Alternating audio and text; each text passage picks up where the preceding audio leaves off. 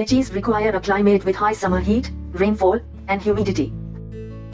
Lychee bears small fleshy fruits which are sweet. Lychees are extensively grown in China, India and the rest of tropical Southeast Asia. But did you know children must avoid eating lychees? Here is why. Lychee seeds contain methylene cyclopropyl glycine which can cause hypoglycemia.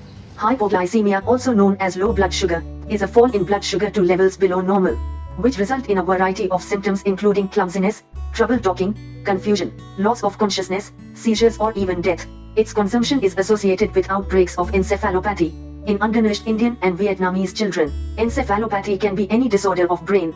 It is especially chronic degenerative conditions in brain, but for a grown-up it has many nutritional values. Raw lychee fruit is 82% water, 17% carbohydrates, 1% protein, and contains negligible fat. The raw pulp is rich in vitamin C, having 72 mg per 100 grams, an amount representing 86% of the daily value.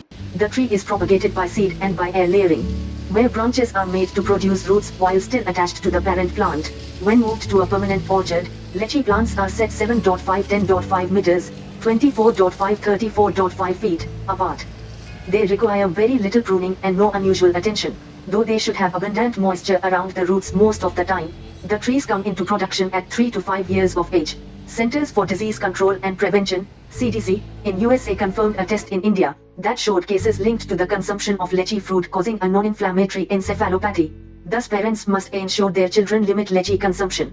Source: Wikipedia.